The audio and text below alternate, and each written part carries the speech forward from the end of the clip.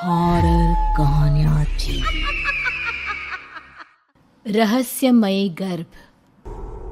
60 वर्ष की उर्मिला शहर के बाहरी हिस्से में अपने छोटे से घर में अकेली रहा करती थी। एक रात शहर में बहुत जोर का तूफान आया। जोर जोर से हवाएं और आंधी तूफान के साथ तेज बारिश होने लगी। उन आवाजों को सुनकर कोई भी घबरा जाता, लेकिन उर्मिला घर के सारे खिड़की दरवाजे बंद कर गहरी नींद में सो रही थी। रात के लगभग 12 बजे होंगे कि किसी ने उर्मिला के घर का दरवाजा खटखटाया। दरवाजे के खटखटाने की आवाज सुनकर उर्मिला की नींद खुलती है। आखिर इतनी रात को कौन आया होगा? उर्मिला जाकर दरवाजा खोलती है तो सामने लगभग 26 साल की बेहद सुंदर लड़की को खड़ा देख हैरान रह जाती है। कौन हो बेटा, और इतनी रात को इतने भयंकर तूफान में कहाँ भटक रही हो? चाची, आपने मुझे पहचाना नहीं? मैं आपकी दूर की रिश्तेदार शालिनी। अरे हाँ, बचपन में तुझे देखा था। इतनी जवान हो गई है, कैसे पहचान में आती? लेकिन तू यहाँ क्या कर रही है, और वो भी ऐसी अंधेरी तूफान भरी रात में? उर्मिला की बात सुनते ही शालिनी की आंखों से आंसू बहने लगे। वो फूट फूट कर रोने लगी। ये देखकर उर्मिला को कुछ समझ में नहीं आया और उसने शालिनी का हाथ पकड़कर घर के अंदर आने के लिए कहा। जैसे ही शालिनी घर के अंदर रोशनी में आई, उर्मिला की नज़र उसके पेट की तरफ गई, जिसे देखकर ये साफ पता चल रहा था कि वो प्रेग्नेंट है। अरे, तू तो पेट से है। ऐसी हालत में इतने भयंकर तूफान में आधी रात को बाहर भटक रही है। आखिर बात क्या है बेटा, मुझे सब कुछ साफ साफ बता। क्या बताऊं चाची, ये सब जिसकी वजह से हुआ है उसके बारे में बताने में भी मुझे शर्म आती है। मैंने घर वालों की मर्जी के खिलाफ जाकर एक लड़के से शादी कर ली थी, पर वो शादी के 1 महीने बाद ही मुझे छोड़कर चला गया। छोड़कर चला गया का क्या मतलब? क्या उसके साथ कोई हादसा हो गया? नहीं, उसे कोई दूसरी लड़की पसंद आ गई और मेरी प्रेगनेंसी की खबर सुनते ही उसने मुझे बेसहारा छोड़ दिया। उसके बाद मैं अपने घर गई, लेकिन माँ पापा ने मुझे घर में कदम तक नहीं रखने दिया। तभी मुझे आपकी याद आई। कोई बात नहीं, कोई बात नहीं, तुमने यहाँ आकर अच्छा ही किया। एक काम करो, तुम आराम करो। वैसे भी ऐसी हालत में इतना घूमना फिरना और इस तरह आधी रात को बाहर भटकना ठीक नहीं होता। प्रेग्नेंट औरत को आधी रात को घर से बाहर नहीं निकलना चाहिए। बुरी आत्माएं उस पर अपना असर दिखा सकती है। और इतना कहकर उर्मिला ने शालिनी को एक दूसरे कमरे में जाकर आराम करने के लिए कहा। लेकिन जैसे ही शालिनी अपने कमरे में जाने लगी, अचानक से उर्मिला ने उसे रोक लिया। एक बात बताओ बेटा, तुम्हारा कौन सा महीना चल रहा है? पेट देखकर तो लगता है कि लगभग 6 महीने पूरे हो गए होंगे। उर्मिला की बात सुनकर शालिनी के होठों पर मुस्कुराहट आ गई। चाची जी, अभी सिर्फ 1 ही महीना हुआ है। शालिनी की बात सुन उर्मिला दंग रह गई। उसे समझ में नहीं आ रहा था कि प्रेगनेंसी के पहले ही महीने में शालिनी की हालत ऐसी क्यों थी। लेकिन फिर उसने बात को नजरअंदाज कर शालिनी को आराम करने के लिए कहा और खुद भी कमरे में जाकर सो गई। अभी कुछ ही घंटे बीते थे कि अचानक से एक बच्चे के बड़े ही अजीबोगरीब बेढंगे तरीके से रोने की आवाजें उर्मिला के घर में गूंजने लगी। उन आवाजों को सुनकर उर्मिला की नींद फिर से खुलती है। ये अचानक बच्चे के रोने की आवाज कहां से आने लगी? उसने उठकर चारों तरफ देखा, पर वहां उसे कोई नजर नहीं आया। उर्मिला घबराते हुए शालिनी के कमरे में गई तो वहां उसे कमरे की दीवार पर एक बेहद खौफनाक साया नजर आया, जिसे देखकर उर्मिला बुरी तरह से घबरा गई। आखिर ये सब क्या हो रहा है? शालिनी, शालिनी उठो! उसने जोर जोर से आवाज देकर शालिनी को जगाने की कोशिश की, लेकिन ऐसा लग रहा था जैसे उसकी आवाज शालिनी तक पहुंच ही नहीं रही थी। कमरे की दीवार पर एक बहुत बड़ा और बेहद डरावने दिखने वाले इंसान का साया और एक बच्चे के अजीबोगरीब ढंग से रोने और चीखने की आवाजें अब उर्मिला को ज्यादा डराने लगी थी। उर्मिला को शालिनी की चिंता सताने लगी और उसने पूरी ताकत के साथ चीखकर शालिनी को आवाज लगाई, शालिनी! तभी अचानक सब कुछ एकदम पहले जैसा हो जाता है और उर्मिला की आवाज सुनकर शालिनी की नींद खुलती है। क्या हुआ चाची, आप इतनी तेज क्यों चिल्ला रही हैं? अब ठीक तो है ना? अभी अभी मैंने तुम्हारे कमरे में कुछ अजीब सा देखा। तुम ठीक हो ना शालिनी? मुझे यहाँ एक बच्चे के रोने की आवाज़ें आ रही थी। लगता है आपको मेरी कुछ ज़्यादा ही चिंता हो गई है। आपने मेरी प्रेगनेंसी के बारे में कुछ ज़्यादा ही सोच लिया होगा। मैं एकदम ठीक हूँ, आप आराम से सो जाइए। इतना कहकर शालिनी ने उर्मिला को फिर से अपने कमरे में जाने के लिए कहा और खुद भी जाकर सो गई। पर अब उर्मिला की आंखों से नींद गायब हो चुकी थी। अगली सुबह जब शालिनी उठी तो वो सीधा उर्मिला के पास आई। गुड मॉर्निंग चाची। तभी अचानक उर्मिला की नज़र शालिनी के पेट पर पड़ती है, जिस पर नीले रंग से एक अजीब सी आकृति नजर आ रही थी। शालिनी, ये तुम्हारे पेट को क्या हुआ? मैंने इतनी औरतों को देखा है, ऐसा तो किसी के साथ नहीं होता। शालिनी ने जैसे ही अपने पेट की तरफ देखा तो उसे वहां कुछ भी नजर नहीं आया। चाची कुछ भी तो नहीं है, सब कुछ एकदम नॉर्मल है। आपको क्या अजीब लग रहा है? इससे पहले कि उर्मिला उसके सवाल का कोई जवाब देती, अचानक से शालिनी के पेट में जोर जोर से दर्द होने लगा।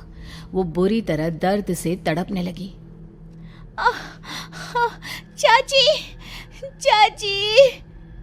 ये सब देखकर उर्मिला बहुत घबरा गई। उसने धीरे धीरे शालिनी के पेट को सहलाना शुरू किया, लेकिन शालिनी का दर्द कम नहीं हुआ।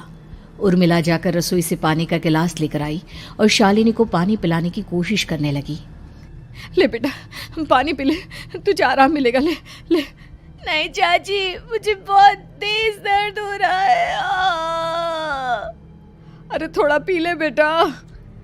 जैसे ही उर्मिला ने शालिनी को पानी पिलाया, उसने देखा कि गिलास में बचा पानी का रंग नीला पड़ गया और शालिनी की आंखें अजीब हो गई। उसके पेट पर बच्चे का एक डरावना चेहरा नजर आने लगा। ये सब देखकर उर्मिला की डर से हालत खराब होने लगी, पर तभी शालिनी का दर्द ठीक हो गया। बेटी, अभी तुम्हारा दर्द ठीक है तो ऐसा करो, तुम थोड़ी देर आराम कर लो। शालिनी को आराम करने के लिए कहकर उर्मिला तेज कदमों से चलकर घर से बाहर निकल जाती है और पास ही रहने वाली एक औरत कालिंदी के पास पहुंचती है। अरे उर्मिला बहन, बड़े दिनों बाद दिखाई दी, क्या हुआ? बहुत घबराई हुई सी लग रही हो, सब ठीक तो है ना? क्या बताओ कालिंदी बहन, मेरी एक दूर की रिश्तेदार आई हुई है। वो पेट से है और उसके साथ ना अजीब अजीब चीजें हो रही है। अब उर्मिला सारी बात कालिंदी को बताती है, जिसे सुनने के बाद काले जादू और तंत्र विद्या की माहिर कालिंदी एक ताबीज बनाकर उसे देती है। बहन, मुझे शालिनी पर किसी बुरी आत्मा का साया लगता है। ये ताबीज ले जाओ, आज रात को 12 बजे उसे पहना देना, फिर सब ठीक हो जाएगा। उर्मिला ताबीज लेकर घर वापस आती है और अब आधी रात के होने का इंतजार करने लगती है। जैसे ही आधी रात होती है, वो नींद में सोई शालिनी को ताबीज पहना शांति से अपने कमरे में आकर अपने पलंग पर लेट जाती है। अब सब ठीक हो जाएगा, ये सोचकर उर्मिला शांति की एक सांस ही लेती है कि तभी अचानक उसकी आंखों के सामने कुछ ऐसा आता है जिसे देखकर उर्मिला डर से चीखने लगती है। तुम कौन हो? कौन हो तुम? जाओ यहाँ से, जाओ जाओ यहाँ से। तभी उर्मिला की एक जोरदार दर्द भरी डरावनी चीख वहां पर गूंज गई। उर्मिला की आंखों के सामने एक बच्चा खड़ा हुआ था, जिसका पूरा शरीर किसी बूढ़े की तरह नजर आता था, लेकिन मुंह किसी नवजात बच्चे की तरह था। उसकी आंखें गुस्से से लाल थी और वो घूर घूर कर उर्मिला की तरफ देखा जा रहा था। कौन हो तुम? कौन हो? उर्मिला के चीखते ही वो बच्चा जोर जोर से रोने लगा। घबराकर उर्मिला ने अपने हाथों को अपने कानों पर रख लिया। उसकी समझ में नहीं आ रहा है कि आखिर ये सब उसके साथ क्या हो रहा है। कौन हो तुम? कौन हो? क्या चाहते हो मुझसे? जाओ जाओ यहाँ से, आखिर तुम हो कौन? तभी अचानक से उर्मिला के पूरे घर में लाल रंग की रोशनी फैल गई। वो बच्चा धीरे धीरे कदमों से चलता हुआ उर्मिला की तरफ बढ़ने लगा। किसी नवजात पैदा हुए बच्चे के जैसे उसके रोने की आवाज अब उर्मिला के कानों में गूंज रही थी। लेकिन कुछ ही सेकंड में वो चुप हो गया और उसने बेहद खतरनाक आवाज में उर्मिला के सवाल का जवाब दिया। मैं वो हूँ जो अब तक पैदा नहीं हुआ, लेकिन जब मैं पैदा हो जाऊंगा तो वो होगा जो अब तक कभी नहीं हुआ। क्या कहना चाहते हो तुम? ऐसा क्या हुआ जो अब तक नहीं हुआ? तबाही होगी, तबाही। सब कुछ खत्म हो जाएगा और ये जो लड़की मुझे जन्म देने वाली है, मैं उसका खून पी जाऊंगा, सारा खून। उस बच्चे की बात सुनते ही उर्मिला बुरी तरह घबरा गई। उसका एक बुजुर्ग आदमी जैसा शरीर, एक नवजात बच्चे जैसा चेहरा, ये दोनों ही बातें उर्मिला की समझ से बाहर थी। तभी वो बच्चा अचानक गायब हो गया। घर का माहौल फिर से पहले जैसा हो गया। लाल रंग की रोशनी भी अब गायब हो चुकी थी। उर्मिला दौड़कर शालिनी के कमरे में पहुंची, जहां वो गहरी नींद में सोई हुई थी, पर उसके गले का ताबीज गायब हो चुका था। उठो उठो शालिनी, उठो बेटा, मुझे तुमसे जरूरी बात करनी है। अरे चाची क्या हुआ? इतनी रात को आप परेशान क्यों कर रही हैं? सब ठीक है ना? अभी जब तुम सो रही थी ना, तो मैंने तुम्हारे गले में एक ताबीज पहनाया था। कहाँ गया बेटा, बताओ मुझे। शालिनी ने चारों तरफ अपनी नजरें घुमाकर देखा, लेकिन वहां पर कोई ताबीज नहीं था। वह हैरानी से उर्मिला के चेहरे की तरफ देखने लगी। उसे समझ में नहीं आ रहा था कि आखिर उर्मिला किस ताबीज के बारे में बात कर रही थी। नहीं चाची, यहाँ कोई ताबीज नहीं है। लगता है आपने कोई बुरा सपना देखा है। मैंने कोई बुरा सपना नहीं देखा। खैर छोड़ो, तुम अब सो जाओ, कल सुबह बात करते हैं। डर और घबराहट की वजह से उर्मिला की आंखों से नींद तो जैसे बिल्कुल गायब हो गई थी। अगली सुबह उर्मिला बिना कोई देर किए गांव के बाहर एक छोटी सी झोपड़ी में रहने वाले बूढ़े पंडित के पास पहुंची। पंडित जी, मेरी मदद कीजिए। अरे आओ आओ उर्मिला, क्या हुआ? सब ठीक तो है ना? क्या बताओ पंडित जी, बहुत बड़ी मुसीबत है। मेरी दूर की एक रिश्तेदार लड़की पेट से है और उसके साथ बहुत डरावनी चीजें हो रही है। कल रात को तो एक अजीब सा दिखने वाला बच्चा मेरी आंखों के सामने आकर खड़ा हो गया था। ये तुम क्या कह रही हो? मुझे साफ साफ बताओ कि आखिर तुमने क्या देखा? उर्मिला ने अपने साथ हुई बीती रात की पूरी घटना पंडित जी को बताई, जिसे सुन पंडित जी के माथे पर चिंता की लकीरें उभर आई। अनर्थ होने वाला है, अनर्थ। बरसों पहले भी उस हैवान ने एक लड़की के पेट से जन्म लिया था और उसके बाद उस शहर को पूरी तरह से तबाह कर दिया।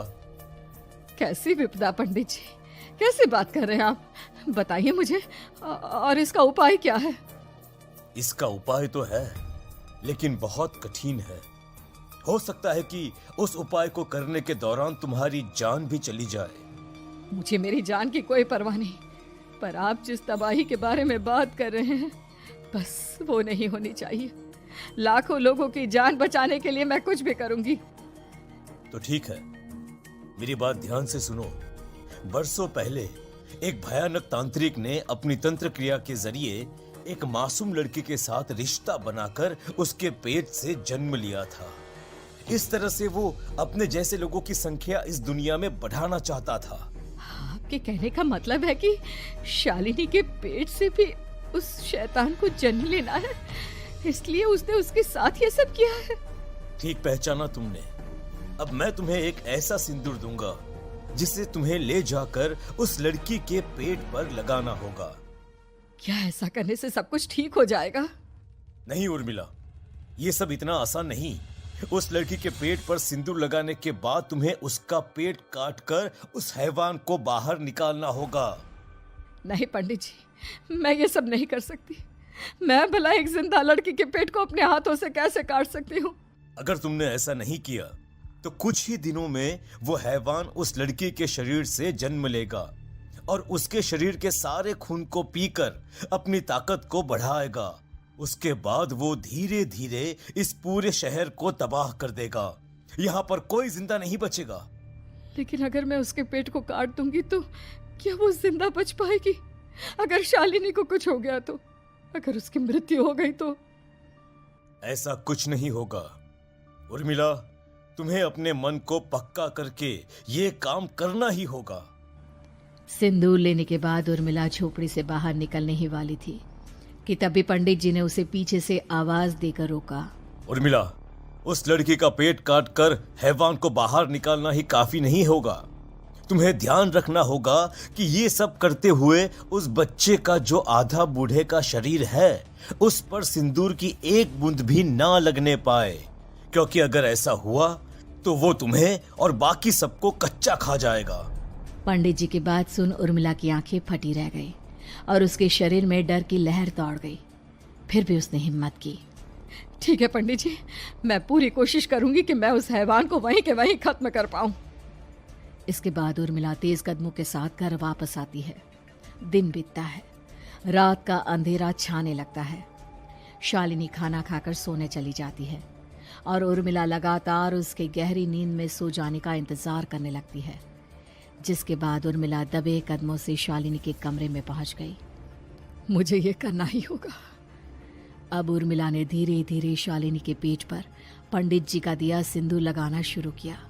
उर्मिला के हाथ बुरी तरह से कांप रहे थे। उसके एक हाथ में चाकू था जिससे वो पेट काटने वाली थी। उर्मिला ने एक नज़र शालिनी के चेहरे की तरफ देखा और फिर डरते हुए उसके पेट पर चाकू चलाना शुरू किया। कमाल है, मैं इसका पेट काट रही हूँ और ये आराम से सो रही है। इसे दर्द नहीं हो रहा क्या? तभी अचानक उर्मिला के कानों में बच्चे की रोने की आवाज सुनाई देने लगी। उसने घबराकर चारों तरफ देखा पर वहां पर कोई नहीं था, बस रोने की आवाज लगातार आ रही थी। उर्मिला बिना रुके लगातार शालिनी के पेट को काटती रही। उसे इस बात का भी ध्यान रखना था कि सिंदूर बच्चे के बूढ़े आदमी वाली शरीर के हिस्से पर ना लगे। कुछ ही देर में वो हैवानी बच्चा उर्मिला के हाथों में था। उसने बड़ी ही सावधानी से उस बच्चे को बाहर निकाला और पंडित जी के कहे अनुसार उसे घर से दूर जलाने के लिए ले गई। पर तभी उसके सामने वही बूढ़े शरीर और बच्चे के चेहरे वाला बच्चा आ गया।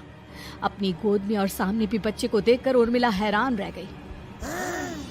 मुझे मारोगी? मुझे इतनी हिम्मत कैसे आ गई तुम्हारी? तुम पैदा नहीं हुए हो और मुझे पता है जब तक तुम्हारा जन्म नहीं हो जाता तो मुझे कुछ नहीं कर सकते। इतना बोलते ही उर्मिला तुरंत उस बच्चे को घास के ढेर पर फेंक कर उसमें आग लगा देती है, जिसके तुरंत बाद वो बूढ़े आदमी के शरीर और बच्चे के चेहरे वाला अजीब तांत्रिक का भूत भी वहां से गायब हो जाता है। कुछ देर बाद उर्मिला घर पहुंचती है तो वो ये देखकर हैरान रह जाती है कि शालिनी का पेट अपने आप जुड़ चुका था। शुक्र है भगवान का और उन पंडित जी का, अब सब ठीक हो जाएगा। सुबह शालिनी सोकर उठती है तो अपना पेट देख बुरी तरह घबरा जाती है। चाची, चाची ये सब क्या हो गया? मेरा पेट अचानक कम कैसे हो गया? मेरा बच्चा कहाँ गया चाची? बेटी, वो बच्चा नहीं, एक खतरनाक तांत्रिक था जो तुम्हारे कोख से जन्म लेकर सबको मार देना चाहता था। वो पैदा होते ही तुम्हारी जान भी ले लेता, इसलिए मैंने पंडित जी के बताए उपाय से उसका खात्मा कर दिया है। अब सब ठीक है। शालिनी को उर्मिला की बात समझ में नहीं आती, जिसके बाद शालिनी को पूरी बात उर्मिला आराम से समझाती है। अब वो दोनों ही भगवान का शुक्र अदा करती हैं और एक साथ रहने लगती हैं।